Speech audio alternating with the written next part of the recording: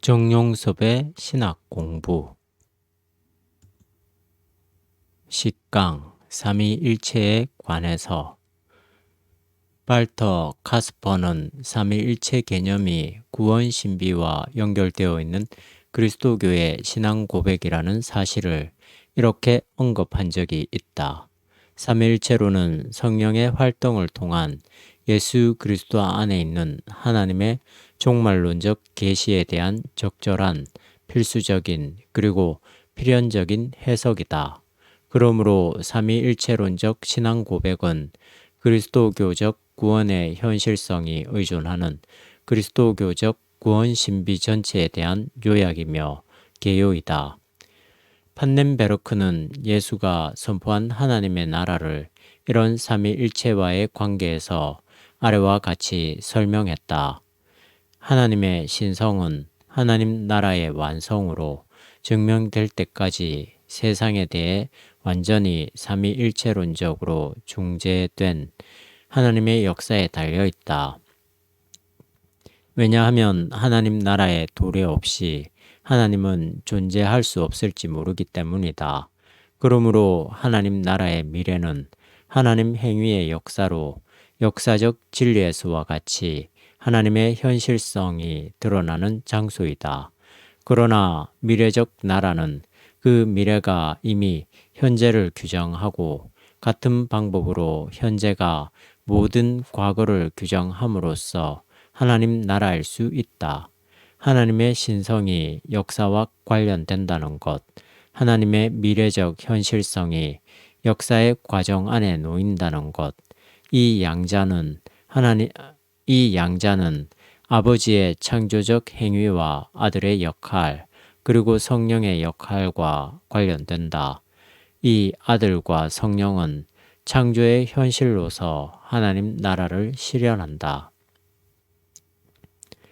로마 가톨릭을 대표하는 카스퍼와 개신교를 대표하는 판넨베르크의 삼위일체에 관한 진술에서 우리는 삼위일체론이 그리스도교 신학의 정체성을 규정하는 핵심 개념이라는 사실을 발견할 수 있다. 삼위일체론은 혁명적 하나님 이해라 불릴 만하다. 원래 절대적이고 유일하고 모든 것의 권한인 하나님은 그 어떤 것의 도움도 필요 없는 자족의 존재이어야 하는데, 기독교는 이런 전통적 유실론의 틀로부터 벗어나서 전혀 새로운 하나님 이해인 삼위일체론에 도달했다. 이 문제의 핵심은 초기 기독교 공동체가 어떻게 인간 예수를 하나님으로 고백할 수 있었는가 하는 질문에 담겨 있다. 예수가 초대교회에 의해 주로 올림을 받았다는 사실은 영원하고 자존적이고 유일하고 절대적인 존재로서의 하나님이 인간의 역사 안에 자기를 낮추고 육화했다는 뜻이다. 이는 곧 인간의 구체적인 역사가 영원의 세계와 동일시된 사건이라 할 수 있다. 이런 면에서 삼위일체론은 유대교와 이슬람교에서 주장하는 유일신론적 이해를 근본적으로 뛰어넘는 기독교의 하나님 인식론이다. 이제 우리는 기독교 신학의 근거이면서도 가장 무시되기 쉬운, 즉 기독교 신앙의 중심이면서도 접근하기 간단하지 않은 삼위일체론의 실체를 조명함으로써 하나님 인식의 폭과 깊이를 넓히고 심화해보자. 왜 삼위일체인가? 위에서 말한 대로 기독교의 가장 근본이 되는 신론인 삼위일체 개념이 교회 안에서 소홀하게 다루어지고 있는 이유는 우선적으로 이 용어가 성서에 명시적으로 등장하지 않는다는 데에 있을지 모른다. 간혹 근본주의적 성서관을 따르는 분들 중에는 창조 설화에 묘사되어 있는 다음과 같은 진술을 삼위일체의 근거라고 주장하기도 한다. 우리 모습을 닮은 사람을 만들자.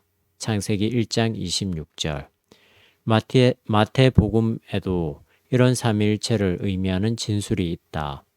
그러므로 너희는 가서 이 세상 모든 사람들을 내 제자로 삼아 아버지와 아들과 성령의 이름으로 그들에게 세례를 베풀고 내가 너희에게 명한 모든 것을 지키도록 가르쳐라.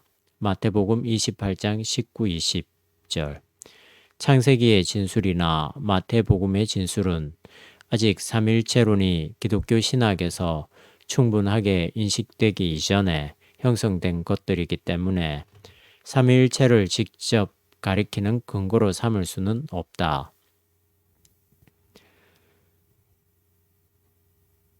신구약 성서에 삼위일체론을 암시하는 진술들이 등장하기는 하지만 삼위일체라는 용어나 그 개념을 직접 거론하는 텍스트는 한 군데도 없다고 보아야 한다. 삼위일체론을 어떤 구체적인 신앙생활의 실천이나 성서 텍스트보다는 신학적 사유에 근거한 개념이라고 보아야 한다. 삼위일체만 유독 신학적 개념과 연관된다고 할 수 없지만 다른 도그마에 비해서 그런 성격이 도드라진다는 것만은 분명하다. 기독교 신앙의 요약이라 할 수 있는 사도신경도 창조자 하나님과 구세주 예수 그리스도 그리고 성령을 언급하고 있긴 하지만 단지 각각의 역할을 설명하는 것뿐이지 삼위일체론에서 중요한 세 위격의 관계에 대해서는 침묵하고 있다. 사도신경마저 삼위일체론을 명시적으로 언급하거나 해명하지 않는다는 사실은 결국 삼위일체론이 사변적 신학의 요청에 인한 결과였다는 의미이다. 셋이면서 동시에 하나인 사물을 경험할 수 없는 이 세상에서 살아가는 우리가 삼위일체를 이해한다는 건 원천적으로 불가능할지 모르겠다. 간혹 한 인격체가 가정에서 남편의 역할을, 회사에서 직원의 역할을, 교회에서 집사의 역할을 하는 것처럼 일종의 역할론으로 삼위일체를 설명하지만 기독교의 삼위일체는 이런 유비의 방식으로는 충분하게 해명될 수 없다. 삼위일체 개념은 하나님이 위격으로는 셋으로 구분되지만 본질적으로는 하나라는 의미이다. 아버지의 인격과 아들의 인격과 영의 인격이 각각 다르다는 말을 이해하는 건 일단 크게 어려운 것 같지 않다. 하나님은 초월적이고 전능한 인격이며 예수는 역사 안에 철저하게 의존해 있던 우리와 똑같은 인격이며 영은 하나님이 인간의 역사에 관여하는 힘으로서의 인격이다. 그러나 이런 세 인격의 본질이 동일하다는 말은 도대체 무슨 뜻인가? 여기서 인격과 본질은 어떤 차이가 있는 것일까? 예수는 무슨 이유로 공생애 중에 이런 삼위일체에 관해서 직접적으로 언급하지 않으셨을까?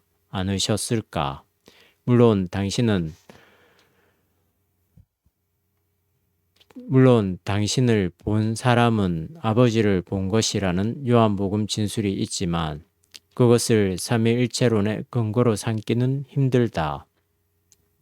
삼위일체론에 의하면 기독교의 신론은 유일신론이 아니라 삼신론에 가깝다는 말일까? 하나님은 오직 한 분 하나님인데 아들과 성령도 하나님이라고 한다면 서로 모순되는 주장이 아닐까? 삼위일체론에 관한 질문은 거의 끝없이 이어질 것이다. 우리는 여기서 이런 질문을 포괄적으로 다루기 위해서 두 가지로 집중시키려고 한다. 첫째, 삼위일체론은 일자무식의 사람들도 알아들을 수 있어야 할 기독교의 복음으로서는 무의미한 것은 아닐까. 사실 삼위일체만 이해하기 힘든 게 아니라 기독교의 모든 교리는 단순성과 복잡성이라는 양면성이 있다.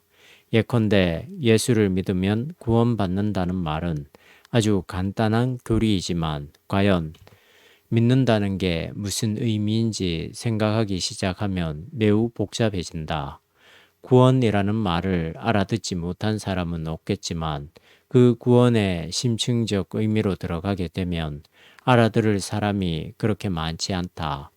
예수의 설교는 바리새인들의 가르침과 달리 모든 사람들이 쉽게 알아들을 수 있었지만 경우에 따라서는 너무 어려워서 알아듣지 못하겠다고 불평이 나올 정도였다.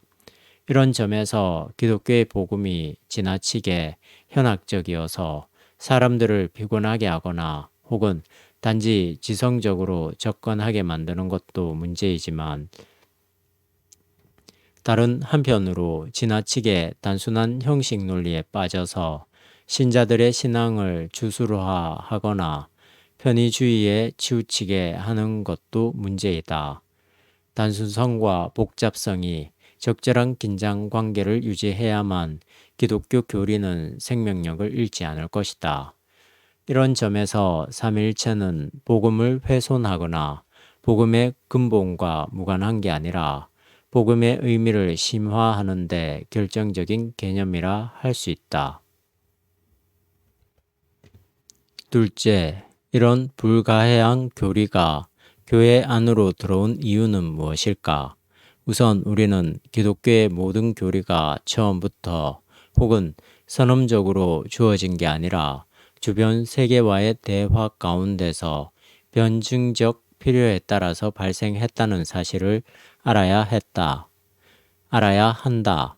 예수에 관한 정체성을 해명하기 위해서 참된 신이며 참된 인간이라는 기독론이 발생했듯이 삼위일체도 역시 유대교와 동일한 야훼 하나님을 믿으면서도 그들이 부정한 역사적 인물인 예수를 하나님이라고 믿는 자신들의 신앙을 신학적으로 해명하는 과정에서 발생했다는 말이다. 특히 교부들이 신플라토니즘과의 만남에서 이런 삼위일체의 신학적 착상을 심화하고 구체화했다는 사실은 기독교 신학의 고유한 활동이 무엇인가를 간접적으로 알려준다. 신학은 기독교가 진리라는 사실을 보편적인 인식론에 근거해서 변증하기 위해 당시의 보편적 학문과의 대화를 진지하고 신중하게 이끌어야 한다. 이런 작업에 투철했던 교부들 덕분에 우리는 지금 하나님을 삼위일체의 구도에서 이해할 수 있게 되었다. 이제 이 문제를 좀 더 구체적으로 검토하자. 유일신론과 삼위일체론. 삼위일체론은 기본적으로 유신론 또는 유일신론의 극복이다. 원래 유대교의 유일신론으로부터 출발한 기독교가 예수와 성령까지 하나님으로 인식함으로써 전혀 새로운 하나님 인식의 형태를 갖추게 된 이 삼위일체론은 아버지와 아들과 영 사이의 상호소통, 상호 의존이 있으며 동시에 독립된 인격이면서 본질적으로 하나이고 각각의 신성이 확보된다는 독특한 하나님 이해이다. 이런 관계에 대해 판넨베르크는 이렇게 설명한 적이 있다. 하나의 인격적 하나님이라는 유실론적 사상은 사실 헤겔의 절대 주체 논의에 반대하는 무신론적 비판이 제기한 것처럼 인간적 자기의 투사로서 평가된다.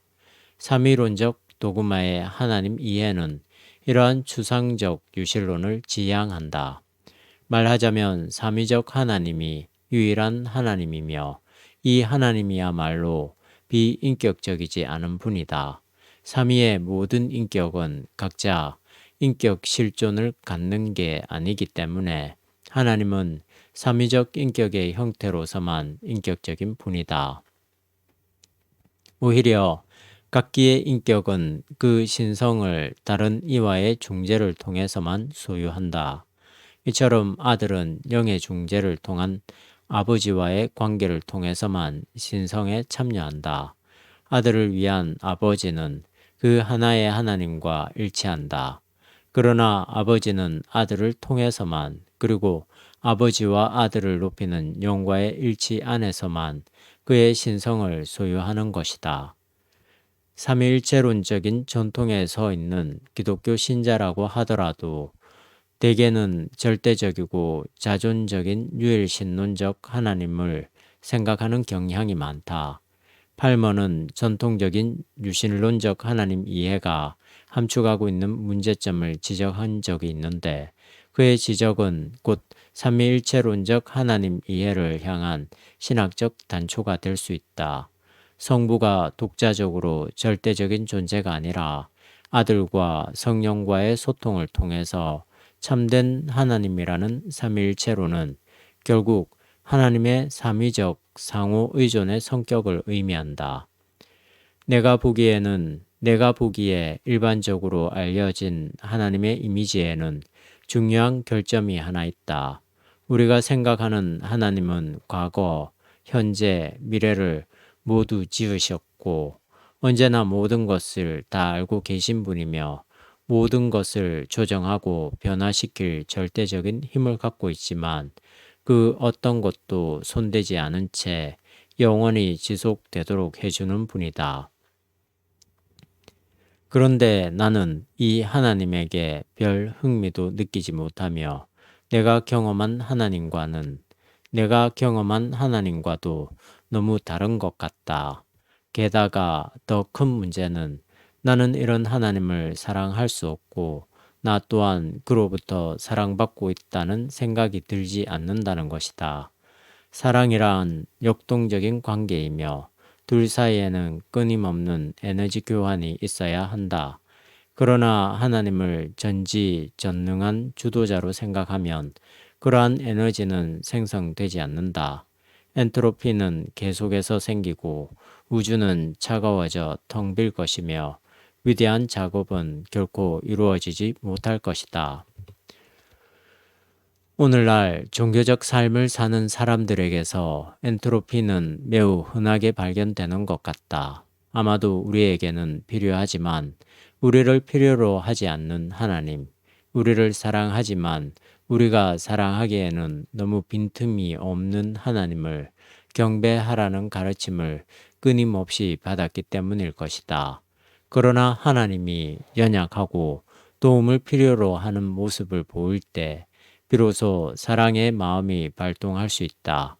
그리고 그 사랑으로 말미암아 하나님과 인간이 각각 사랑의 에너지를 갖고 위대한 작업에 동참함으로써 하나님과 인간 사이의 참다운 상호 관계가 완성되는 것이다.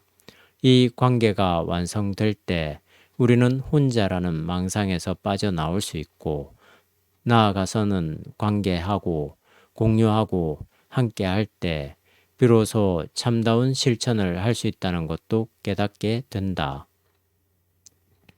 유일신론을 극복하고 기독교의 삼위일체론으로 넘어오는 길목에 기독론이 놓여 있다. 이는 곧 예수의 인성과 신성에 관한 치열한 논쟁이 정리된 이후에 삼위일체가 본격적으로 논의될 수 있었다는 말이다.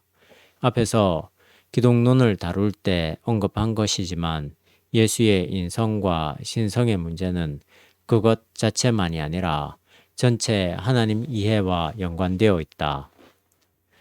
예수를 통한 구원의 리얼리티를 경험한 사도와 제자들이 예수를 메시아로 고백하게 되었으며 따라서 예수는 당연히 하나님으로 고백되었다.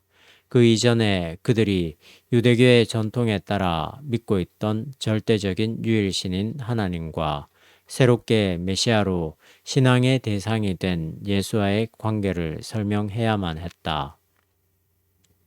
하나님이 유일신이면서 동시에 예수도 신이라는 이 모순을 해결하지 않으면 기독교의 기독론과 신론은 그 토대를 잃어버릴 수밖에 없었다. 그것을 해결하는 기초는 예수가 참 인간이며 참 하나님이라는 구도였다. 이런 구도에서 기독교는 유대교의 유일신론을 넘어서 삼위일체론으로 접어들 수 있었다. 그렇지만 초기 기독교 안에서 유대교의 유일신론이 쉽게 배격된 것은 아니다. 삼위일체론이 기독교 안에서 정통의 신론으로 자리 잡기 위해서 수세기에 걸친 이단 논쟁이 전개되었다. 가장 대표적인 이단은 종속론과 양태론이다. 종속론은 원래 예수의 신성을 부정하는 에비온주의로부터 시작된 학설이다. 에비온주의는 하나님을 완전한 인격체로 생각하고 로고스 혹은 아들과 지혜, 성령은 하나님의 속성에 지나지 않는다고 생각했다. 예수는 본질적으로 하나님과 다르며 인간으로서 신성을 입은 자에 불과하다는 주장이다. 아리우스를 대표로 하는 이 종속론에 따르면 예수는 결국 피조자로서 신적 존재이지 하나님 자체는 아니다. 아리우스는 예수에 대해서 이렇게 언급한다. 성자는 하나님의 피조물이요 지으신 것이다.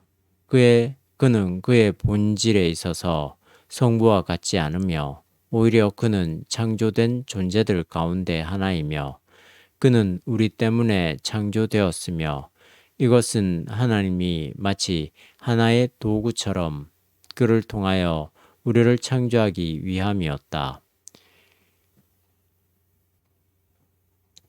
양태론, 종속론과 대척점에 자리하는 양태론은 원래 예수의 인성을 부정하는 가연설로부터 시작된 학설이다.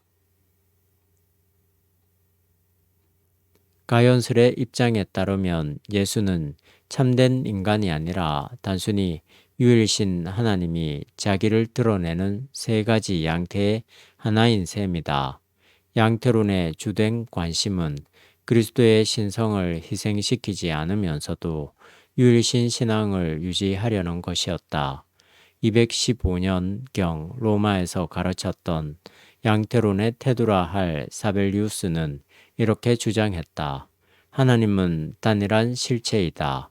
하나님의 존재 안에는 구별이 없으며 단일체인 하나님은 세 가지의 상이한 양태 혹은 형태로 자기를 나타낸다. 마치 연극 배우가 관중 앞에서 세 가지 역할을 할 수는 있지만 그 인격은 하나인 것과 같다. 이러한 주장은 정통교회의 주장과 별반 다른 게 없는 것처럼 들리지만 근본적으로는 큰 문제를 안고 있다. 예수의 인격이 하나님으로부터 구별되지 않는다는 것은 예수에게서 참 인간을 제거하는 것과 진배었기 때문에 원래의 삼위일체론과는 거리가 멀다. 터툴리안은 종속론과 양태론의 문제점을 나름으로 정리하면서 삼위일체론의 기초를 놓은 인물로 알려져 있긴 하지만 실제로는 삼위일체론이라기보다는 단지 삼위론에 머물렀기 때문에 여전히 유일신론적 계열의 학자로 분류되어야 한다. 터툴리안에 따르면 하나님의 단일성은 이론론적 단일성이 아니라 그 자체 안에 이미 구분되어 있는 단일성이다. 한 분 하나님은 그 자체 안에 셋으로 구분되어 있다는 말이다. 그의 주장을 이렇게 정리할 수 있다. 1. 한 실체, 세 인격. 2. 구분되어 있으나 나누어져 있지 않고 구별되어 있으나 분리되어 있지 않음. 3. 삼위일체. 그러나 터툴리안의 신학에서는 유일신론이 완전히 극복되지 않았다. 성부는 실체 전부이고 성자는 성부로부터 파생된 자이며 성령은 성자의 한 부분이다. 성부는 전체로서의 신적인 실체이고 성자와 성령은 전체의 부분들이다. 위에서 언급한 종속론, 양태론, 삼위론은 방향과 정도의 차이는 있지만 기본적으로 유일신론을 벗어나지 못한다는 데에 공통점이 있다. 이들에게는 어떤 형태로든지 한 분 하나님의 절대적인 위치는 흔들리지 않았으며 아들과 영에 비해 아버지의 본질이 우선하는 것으로 이해된다. 아들은 아버지에게서 나오는 것으로, 또한 성령은 아버지와 아들에게서 나오는 것으로 간주된다. 이렇게 이해될 때 결국 아버지가 첫 번째 자리에 서게 되고 성령은 끝에 서게 된다. 몰트만의 설명에 따르면 아리우스의 종속론은 순수한 형태의 일실론적 기독론이기 때문에 예수 그리스도의 신성이 포기될 수 있다. 또한 사벨리우스의 양태론도 아리우스의 종속론과 상반된 개념처럼 보이지만 실제로는 종속론의 다른 한 면에 불과하다. 왜냐하면 양태론도 역시 기본적으로는 단일 군주 체제의 기본 사상에 지배당하기 때문이다. 이 양태론에서 삼위적 사고는 종속론처럼 한 하나님에게 종속되지는 않지만 한 하나님 안으로 폐기된다고 한다. 한편 터툴리안도 역시 하나님을 권원적으로 한 분으로 설명하려 한다는 점에서 그 한계를 노출한다. 삼위일체론의 교리사적 논쟁. 앞에서 삼위일체론으로 들어서는 길목에 기독론이 자리하고 있다고 지적한 것처럼 우리가 초기 교회의 상황을 좀 더 정확하게 들여다본다면 삼위일체론보다는 기독론이 훨씬 중요한 논쟁거리였다. 그 이유는 유대교의 야훼 하나님에 관한 신앙은 그대로 유지하면서 동시에 예수가 하나님이라는 사실을, 즉 예수의 본질이 하나님과 동일하다는 사실을 해명하는 것이 초기 기독교인들에게 현안이었기 때문이다. 이제 우리는 그 유명한 아리우스와 아다나시우스 사이에 벌어졌던 삼위일체 논쟁을, 특히 니케아 종교회의와 콘스탄티노플 종교회의를 중심으로 검토해보자. 325년 세계 최초의 종교회의가 니케아에서 기독교를 공인한 콘스탄틴 황제에 의해서 소집되었고 381년에는 제2차 종교회의가 콘스탄티노플에서 기독교를 국교화한 데오도시우스 황제에 의해 소집되어 주로 기독론이 논의되었다. 두 번에 걸친 종교회의와 그 어간에 걸쳐 벌어진, 그리고 약간은 교회의 정치적인 힘이 어울린 논쟁이 기독교 교회의 가장 중요한 교리를 결정했다. 니케아에서 열린 325년의 첫 번 회의에서 대표적으로 종속론의 아리우스와 동질론의 아다나시우스가 대결을 벌였다. 아리우스에 따르면 예수의 본질은 하나님과 다른 이질이며 헤테로우시오스, 아다나시우스에 따르면 하나님과 동질 호모우시오스이다. 이 회의 결과는 다음과 같은 명제에 요약되어 있다. 아들은 창조되지 않고 아버지로부터 태어났으나 아버지처럼 영원하고 아버지와 본질이 같다. 1차 회의 이후에 계속된 신학 논쟁의 와중에 유질론 호모이우시오스 유질론이 등장한다.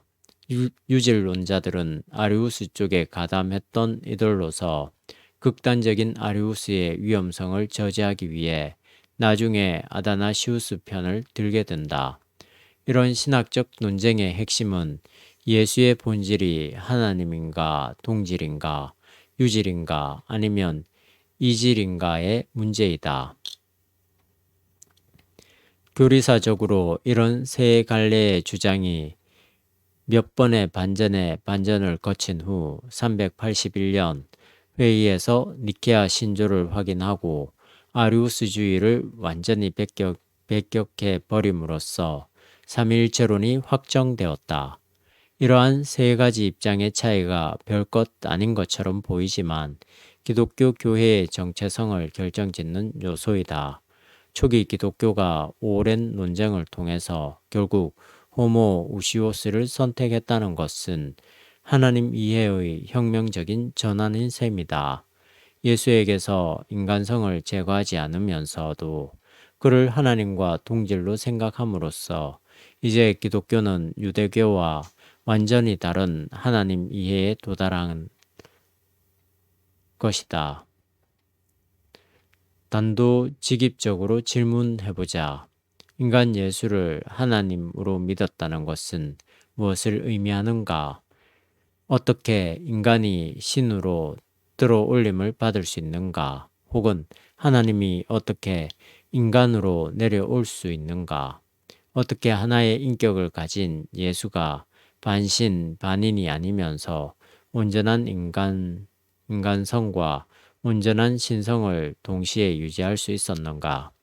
우리는 안타깝게도 그런 문제들을 수학 공식처럼 풀어낼 수 없다. 다만 우리가 확실하게 말할 수 있는 것은 초대 교회에서 전개된 삼위일체론 논쟁을 통해서 호모 우시우스, 즉 예수가 하나님과 동질이라는 신학적 주장이 채택되었다는 사실이다. 그들은 인간 예수가 하나님이 되었든 양자론, 아니면 하나님이 인간이 되었든 성육신론, 하나님 인식에서 가히 혁명적이라 부를 만한 단안을 내렸다. 인간 예수는 하나님이라고 말이다. 초대교회는 어떻게 인간 예수에게서 하나님의 본질인 신성을 인식하였으며 어떻게 예수의 본질이 하나님과 동질이라고 믿게 되었을까? 그들은 왜 예수를 주라고 불렀을까? 예수가 스스로 나는 영원하고 절대적인 신이다 라고 말했다고 해서 그렇게 말한 적도 없고 그럴 까닭도 없지만 신이 되는 것도 아닌데 말이다. 사도들과 초대 기독교회가 예수에게서 메시아적 표징을 발견했다는 것이 그에 대한 대답이다. 복음서 곳곳에서 정언되는 모든 이야기의 결론은 인간 예수에게서 그의 인격과 그의 행위에서 궁극적으로 그의 십자가와 부활에서 하나님의 메시아적 사건이 발생했다는 것이다. 복음서 기자들에게 예수의 도덕적 가르침이나 지혜의 가르침이나 초자연적 행위들은 그 자체로서 별로 큰 의미가 없었으며 예수와 관련된 모든 진술과 사건은 구원론적으로 해석되어야 할 그의 메시아성 안에서만 그 타당성을 획득할 수 있다. 이 말이 내포하고 있는 의미는 하나님이 그의 구원 행위로 존재하는 것처럼 예수에게서 발생한 구원 사건이 곧 하나님이며 동시에 하나님 나라였다는 사실이다. 이제 하나님은 유대인들의 하나님 표상이었던 영원하고 절대적인 존재로서만이 아니라 구체적인 역사의 구원 행위 안에서 자기를 드러내는 분으로서 인식되었다. 예수는 온전한 인간이었지만 그에게서 온전한 메시아성이 드러나게 되었다. 역사의 실존, 역사의 한계 안에 들어온 하나님, 그 안에서 하나님과 동질의 격으로 올림받은 예수, 즉 인간 예수를 하나님으로 믿었다. 유대교는 인간 예수를 하나님으로 고백하는 기독교 공동체를 용납할 수 없었으며 로마인들도 역시 기독교인들을 무신론자들이라고 여기고 무시했다. 이 틈바구니에서 그들과 구별된 새로운 종교, 바로 기독교가 시작하게 되었다. 삼위일체론의 교리사적 과정에서 예수의 본질이 관건이었던 반면에 성령은 그렇게 현안으로 등장하지 못했다. 아마 교부들의 생각에 성령론은 기독론의 결정에 따라서 좌우된다고 보았을지 모른다. 이질론을 주장한 아리우스는 성령도 아들처럼 피조물로 보는 반면에 아다나시우스는 성령을 아들과 마찬가지로 하나님과 동질로 보았다. 그렇지만 삼위일체론의 과정에서 성령론의 핵심은 동질성 여부보다는 필요케 그리고 아들로부터, 즉 성령이 아버지에게서만이 아니라 아들로부터도 발현한다는 생각이었다. 이 필요케 문제는 결국 로마 교회와 동방 교회가 분리되는 신학적 논쟁의 씨앗이 되기도 했다. 이 문제를 좀 더 살펴보자. 성령이 성부에게서만 유출되는가, 아니면 성자에게서도 역시 유출되는가 하는 문제는, 즉 단출설과 복출설 문제는 매우 복잡한 신학적 배경이 있기 때문에 전반적인 것을 다루기보다는 동방교회와 서방교회의 분리에 연관된 부분만 짚어보겠다. 기독교 신론이 삼위일체론으로 형성되어가는 과정에서 예수의 신성과 인성 문제가 해결된 다음에 대두된 현안은 삼위격인 성령을 어떤 위치에 놓는가 하는 점이었다. 325년 니케아 종교회의에서 처음 결정된 신조에는 우리가 성령을 믿습니다 라고 되어 있었는데, 나중에 우리는 성부에게서 나신 성령을 믿습니다로 변경되었다. 이 신조를 모든 교회들이 받아들였다. 589년 톨레도에서 열린 제3차 종교회의에서는 니케아 신조 라틴어판에 처음으로 필요케라는 구절을 삽입하게 되었다. 서방교회에서는 전반적으로 받아들인 반면에 동방교회에서는 적극적으로 반대함으로써 양측 교회는 이 신학적 문제를 두고 오랜 세월에 걸쳐 반목하게 되었으며 지금도 여전하다. 개신교회는 이 문제에서만큼은 로마 가톨릭과 입장을 같이 한다. 경륜적 삼위일체와 내재적 삼위일체. 초대교회가 하나님을 삼위일체론적으로 인식하게 된 이유는 상충되는 두 개의 성서적 진술을 통합해 보고자 하는 신학적 노력 때문이었다. 그 상충되는 진술이란 앞에서 언급한 대로 하나님은 유일한 존재이다와 그리스도와 성령은 둘 다 하나님이다 라는 것이다. 결국 초대교회가 선택한 해결점은 앞에서 살펴본 대로 삼위일체론이었다. 따라서 삼위일체론은 하나님이 셋으로 존재한다기보다는 그렇게 인식된다는 것이다. 그렇다면 삼위로 존재하지 않을 수 있는 그 하나님을 우리가 단지 그렇게 인식할 뿐인가 하는 질문이 가능할 것이다. 여기서 많은 목회자들과 신학자들이 혼선을 일으키는 것 같다. 존재론과 인식론이 관점에 따라서 대립적인 것 같지만 실제로는 하나의 사태에 관한 다른 지평의 접근일 뿐이다. 즉, 존재론은 존재의 권한을 파악하는 관점이라고 한다면 인식론은 그것을 인식하는 관점이다. 그런데 문제는 존재라는 게, 특히 하나님의 존재가 우리의 실증적 조건으로 확인되는 게 아니라는 사실이다. 현재 우리는 셋이면서도 동시에 하나로 존재하는 것을 경험하거나 확인할 수 없는 지평에서 살아가고 있기 때문에 삼위일체는 아직 존재론적으로 확인되는 개념이 아니라는 말이다.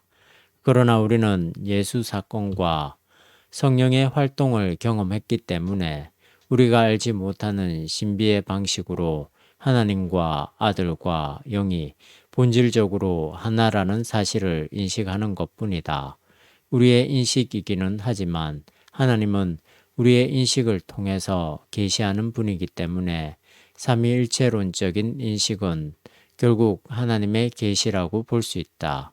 삼위일체론이 실증적 증명의 주제라거나 또는 인간의 단순한 사변 노름에 불과한 게 아니라 하나님의 자기 계시에 대한 인간의 치열한 인식론적 과정의 산물이었다는 점을 눈여겨보아야 한다. 따지고 보면 모든 기독교적 도그마가 시대 정신과의 치열한 투쟁을 통해서 형성되었다. 따라서 그런 신학적 개념을 이해하기 위해서는 교리의 배경이 되는 시대 정신을 읽는 일은 피치 못할 작업이다. 도대체 1700년 전 초대교회가 어떤 문제를 생각했기에 삼위일체론적 하나님 표상에 들어갈 수밖에 없었을까? 이 질문은 오늘 우리에게도 동일하게 작용한다. 오늘 우리는 무엇을 위해서 이 삼위일체론을 하나님 이해의 중심으로 잡고 있을까?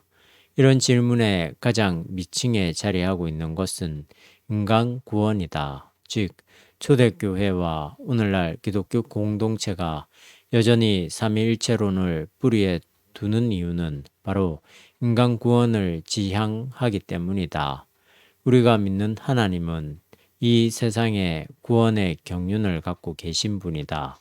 하나님이 세상을 이처럼 사랑하사 독생자를 주셨으니 이는 저를 믿는 자마다 멸망치 않고 영생을 얻게 하려 하심이니라.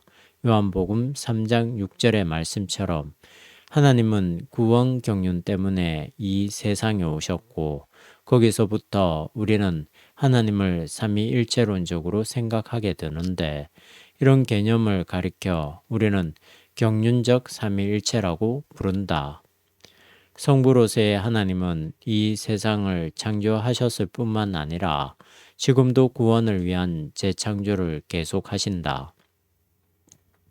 그의 창조는 결국 인간의 구원까지를 포함한 고유한 사역이라고 할 수 있다. 성자로서의 하나님은 그의 공생의 사역과 십자가 그리고 부활을 통해 인간에게 구원의 길을 구체적으로 제시하셨다. 성령으로서의 하나님은 현재 거룩한 영으로 구원의 사역을 감당하신다. 이렇게 삼위일체로서의 하나님은 한결같이 구원의 경륜에서 일치한다. 여기서 언급되고 있는 경륜적이라는 용어가 담고 있는 의미는 하나님의 존재를 이 땅과 역사, 즉 그것의 구원에서 찾고자 하는 것이다. 이 말을 좀 더 직접적으로 표현하면 다음과 같다. 하나님은 이 세상의 역사에 의존적이다. 그렇다면 만약 인간의 구원 경륜이 하나님의 존재 근거라고 한다면 인간이 없이 하나님도 없다는 말이 가능할까? 그렇지 않다.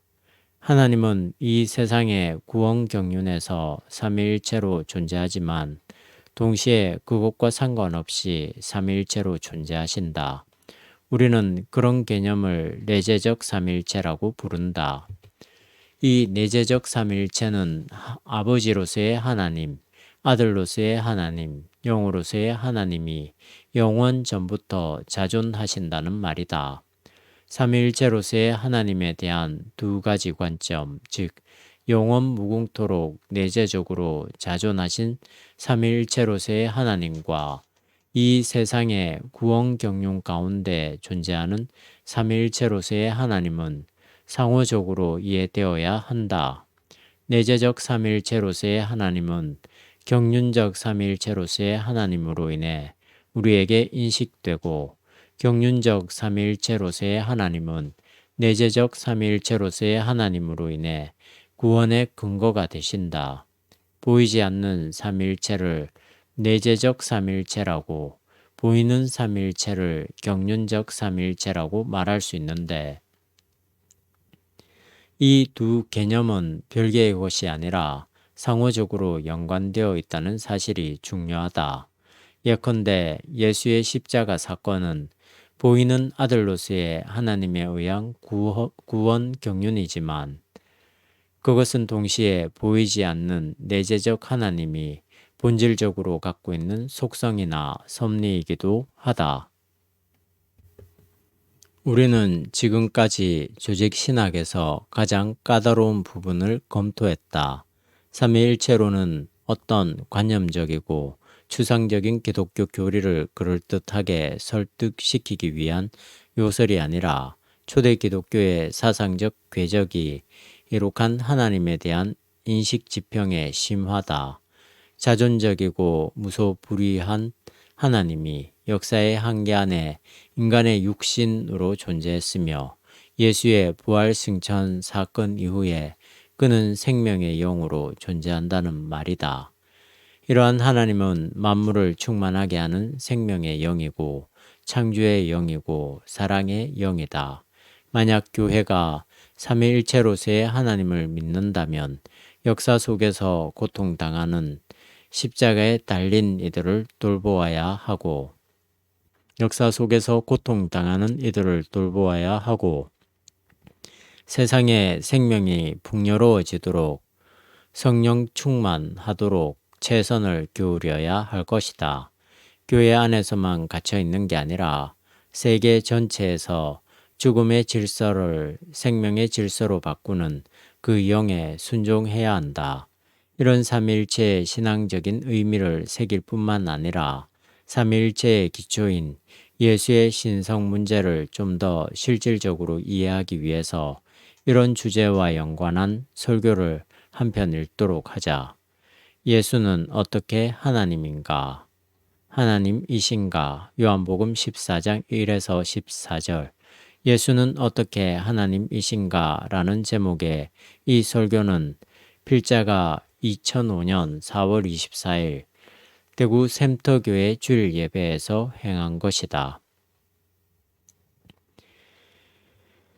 예수는 어떻게 하나님인가? 요한복음 14에서 17장은 예수님이 체포당하시고 십자가에 달리시기 바로 직전에 행하신 고별 설교입니다. 이 고별 설교는 흡사 마태복음 5에서 7장의 산상수훈처럼 여러 곳에 흩어져 있던 예수님의 가르침을 집대성한 텍스트라 볼 수 있습니다.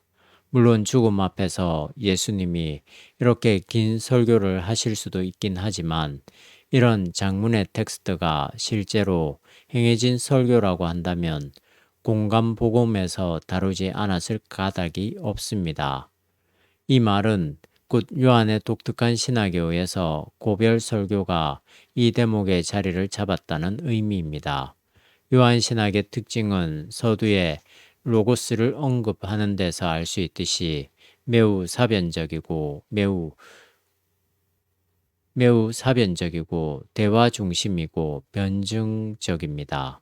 오늘 본문도 역시 이런 특징을 여지없이 보여주고 있습니다. 길, 진리, 생명은 무엇일까요? 나를 보았으면 아버지를 본 것이라는 말씀은 또한 무슨 뜻인가요? 예수님이 아버지 안에 있고 아버지가 예수님 안에 있다는 건 무슨 의미일까요? 매우 철학적 변론처럼 들리는 이런 말씀은 그 뒤로 17장 끝까지 이어지고 있습니다. 본문을 고별 설교라고 부르는 이유는 예수님이 3년 가까운 공생애를 끝내고 이제 제자들과 헤어져야 할 그 순간에 행하신 말씀이기 때문입니다. 예수님이 세상을 떠난다는 게 무슨 의미입니까? 사람이 한번 세상에 태어나면 언젠가는 죽어야 한다는 운명을 가리키는 걸까요? 물론 한 인간의 죽음이라는 건 본인에게는 두말할 것도 없지만 주변 사람들에게도 충격적인 사건입니다. 자기 가족 중에 한 사람이 늙어서 또는 병이 들어서 사고를 당해서 죽는 일은 우리 주변에 흔합니다. 그래도 우리는 일반적으로 그런 일과는 별로 상관없는 것처럼 일상생활을 하며 살아갑니다. 이렇게 준비 없이 살다가 그런 일을 닥치면 정신적으로 큰 혼란에 빠져듭니다. 그러나 예수님의 고별 설교는 단지 가까운 사람과 헤어지기 때문에 당하게 되는 슬픔을 위로하는 말씀이 아닙니다. 제자들에게 예수님은 단순히 선생, 친구, 아는 사람 또는 가족이 아니라 전혀 다른 대상이었습니다. 지금 예수님의 고별 설교를 듣고 있는 제자들은 예수님 때문에 가족을 버리고 친구를 버리고 직업도 포기했습니다. 일상에서 가장 중요하다고 생각하던 그런 모든 것을 버리고 쫓았던 예수님이 더 이상 그들과 함께 하지 못하는 상황이 닥쳤습니다. 모든 것을 걸었던 그 대상이 없어진다면 결국 자신의 존재 의미마저 없어지는 것과 마찬가지입니다. 이런 점에서 예수님의 고별 설교는 제자들에게 특별한 의미가 있습니다. 고별 설교는 단지 제자들에게만 주어지는 말씀은 아닙니다. 제자들의 신앙을 그대로 이어받은 유한 공동체 또는 초기 기독교, 더 나아가서 우리에게도 역시 똑같이 적용되는 말씀입니다. 무슨 말씀인가요? 오늘 우리에게도 예수님이 현실적으로 존재하지 않는다는 의미입니다. 예수님은 이미 우리가 살고 있는 세상을 떠났습니다. 예수님과 3년 동안 함께 살았던 제자들이 예수님이 없는 세상에서도 역시 하나님을 믿고 살아야 하듯이 오늘 우리도 예수님이 없는 세상에서 그런 신앙을 유지해야 합니다. 물론 어떤 사람들은 예수님이 지금 우리에게 없지만 영적으로 말씀하신다고 말을 합니다. 그게 틀린 말은 아니지만 충분하게 해석되지 않으면 무의미합니다. 더 나아가서 이런 주장은 단지 자신의 주관적인 신앙에 도취하는 것에 불과합니다.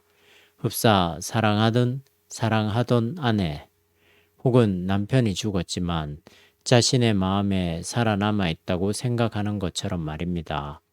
다른 여자 혹은 남자가 생기면 이런 마음은 사라질 겁니다. 기독교 신앙은 아무것도 없으면서 마음속에 무언가 있다고 믿는 것이 아닙니다. 기독교 신앙은 훨씬 권원적인 리얼리티를 담고 있습니다.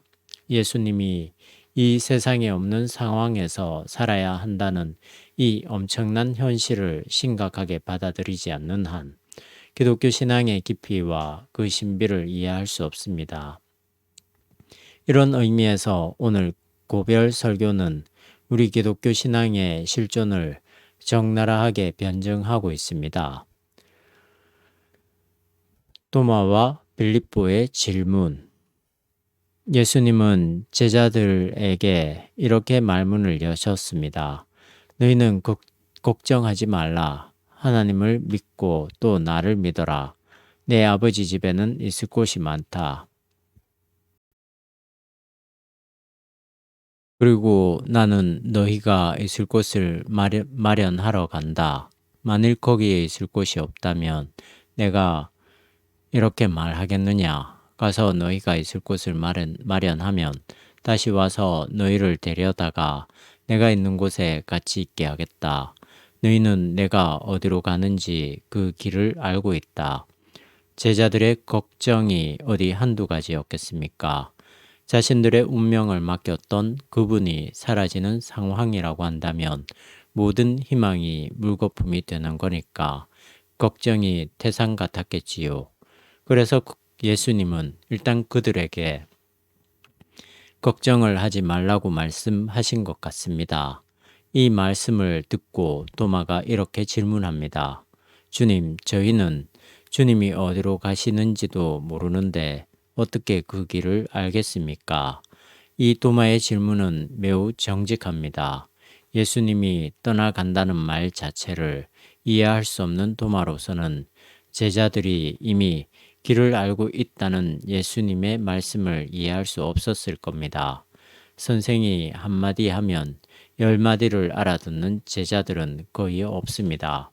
그런 제자들은 이미 제자가 아니라 또 다른 선생입니다. 그런데 선생의 말을 알아듣지 못하면서도 아무런 질문도 하지 않는 건 훨씬 큰 문제입니다. 간혹 기독교는 무조건 믿는 것이지 질문하는 게 아니라고 주장하는 사람들이 있지만 그런 건 광신이지 참된 믿음이 아닙니다. 도마가 모르면서도 아는 척 하지 않고 직접 질문했다는 건 오늘 우리에게도 매우 중요한 신앙적 자세입니다. 도마의 질문에 대해서 예수님은 이렇게 대답하셨습니다. 나는 길이요 진리요 생명이다. 나를 거치지 않고서는 아무도 아버지께 갈 수 없다. 너희가 나를 알았으니 나의 아버지도 알게 될 것이다. 이제부터 너희는 그분을 알게 되었다. 아니, 이미 배웠다. 도마의 질문은 길에 관한 것이었습니다. 그 길은 곧 하나님에게 이르는 예수님 자신이었습니다. 예수님을 안다는 것은 곧 하나님을 안다는 뜻이었습니다.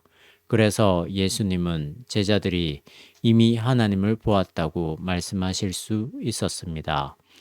이 예수님의 답변이 제자들에게 그렇게 명쾌하게 들린 것 같지 않습니다. 하나님의 영을 받은 예언자도 아닌 자신들이 하나님을 알고 보았다는 건 너무나 거리가 먼 이야기였습니다. 그래서 빌립보가 구체적으로 이렇게 요구합니다. 주님, 저희에게 아버지를 뵙게 하여 주시면 더 바랄 것이 없겠습니다. 제자들도 역시 평범한 사람들이었다는 사실을 이런 요구에서 발견할 수 있습니다.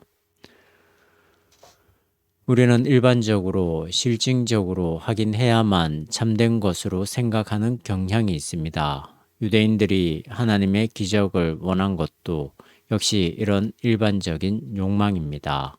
사람 사이의 사랑도 역시 무엇을 통해서 확실하게 확인하려고 합니다. 사랑한다는 증거를 보여달라는 게 우리의 세상살이 방식입니다. 사랑은 결코 그런 방식으로 증거를 댈 수 없다는 사실을 그들은 모르고 있습니다. 우리가 확실한 증거라고 생각하는 그런 것들은 사랑하는 신용일 뿐이지 사랑 자체는 아닙니다. 기독교 신앙도 역시 아버지를 보여달라는 빌립보의 요구와 비슷한 차원에서 어떤 절대적인 것을 확인하려고 합니다. 교회에 사람들이 많이 모이는 것이든지 메머드 교회당 건축 같은 것들을 하나님이 살아있다는 증거라고 생각합니다. 이런 건 아무런 증거가 될 수 없는데도 말입니다. 이런 요구에 대해서 예수님은 이렇게 대답하셨습니다. 빌립보야, 들어라. 내가 있도록 오랫동안 너희와 같이 지냈는데도 너는 나를 모른다는 말이냐? 나를 보았으면 곧 아버지를 본 것이다. 그런데도 아버지를 뵙게 해달라니 무슨 말이냐? 예수님의 이 대답은 빌립보가 원하는 게 아니었습니다. 그는 훨씬 엄청난 사건, 훨씬 신비로운 일들, 그 어느 누구도 다른 소리 할 수 없을 만한 결정적인 증거를 보여달라고 요구한 것이었습니다. 예상 외의 대답 앞에서 아마 제자들은 당황하거나 불편하게 생각했겠지요. 예수님이 떠나는 이 고별의 순간에 어떤 결정적인 대답이나 증거를 받고 싶었던 제자들에게 예수님은 경천동지할 만한 걸 제시하지 않았으니까 실망했겠지요. 과연 그렇습니까? 예수님의 이 대답은 별 볼 일 없는 것인가요? 아닙니다. 이 예수님의 대답은 기독교의 존재 근거입니다. 어떻게 보면 시시한 대답인 것 같지만 여기서만 우리의 신앙은 유지될 수 있다는 말입니다. 왜냐하면 이 대답은 바로 예수님과 하나님이, 즉 아들과 아버지가 하나라는 선언이기 때문입니다. 아들과 아버지의 동일성. 나를 보았으면 곧 아버지를 본 것이다. 이 말씀은 단지 빌립보만을 향한 대답이 아니라 초기 기독교와 오늘 우리를 향한 대답입니다. 예수님을 아는 사람은 곧 하나님을 아는 것이고 이 예수님을 만난 사람은 곧 하나님을 만난 사람입니다. 과연 이 예수님의 말씀은 옳은 걸까요? 예수님은 하나님을 아버지로 부르시면서 그 하나님께 기도하셨습니다. 그렇다면 예수님과 하나님은 구별된다는 게 틀림없습니다. 서로 구별되는 인격이면서 동시에 하나라는 말은 우리가 받아들이기 쉽지 않습니다. 둘이면 둘이지 어떻게 둘이면서 하나라는 말인가요? 이건 말장난이 아닐까요? 우리 인간의 삶에서 그 유비를 찾아본다면 이렇게 생각할 수도 있긴 합니다. 서로 사랑하는 두 사람이 있다고 합시다. 이 두 사람은 서로 같은 마음을 품고 있고 성격도 비슷해서 한 사람만 보아도 다른 사람을 보는 것과 마찬가지의 경우가 있습니다. 쌍둥이라면 이런 느낌이 훨씬 강하게 들 겁니다. 그러나 엄밀하게 말한다면 우리는 아무리 서로 비슷한 관계라고 하더라도 결국은 하나가 될 수 없습니다. 한 사람이 죽는다고 해서 다른 사람이 따라서 죽을 수도 없고 설령 너무 사랑하기 때문에 동반 자살한다고 하더라도 그들이 하나가 되는 것은 아닙니다. 그들의 관계는 기본적으로 배타적이며 반생명적이라는 점에서 일치할 뿐이지 생명의 세계를 향해서는 결코 하나가 되지 못하기 때문입니다. 예수님과 하나님이 하나라는 것은 무슨 뜻입니까? 더 정확하게 말해서 예수님은 어떻게 하나님이 되신다는 말씀인가요? 그렇다고 하니까 그냥 믿을 수는 없지 않을까요? 예수님의 말씀에 더 귀를 기울여 봅시다. 내가 아버지 안에 있고 아버지가 내 안에 계시다고 한 말을 믿어라. 못 믿겠거든 내가 하는 이 일들을 보아서라도 믿어라. 이 말씀에 의하면 예수님과 하나님이 하나라는 말은 곧 서로가 서로 안에 존재한다는 의미입니다. 안에 있다는 말은 단순히 서로를 생각한다는 차원이 아닙니다. 이 말은 우리의 심리 상태를 가리킨다기보다는 어떤 근원적인 존재를 가리킵니다. 그게 도대체 무엇일까요?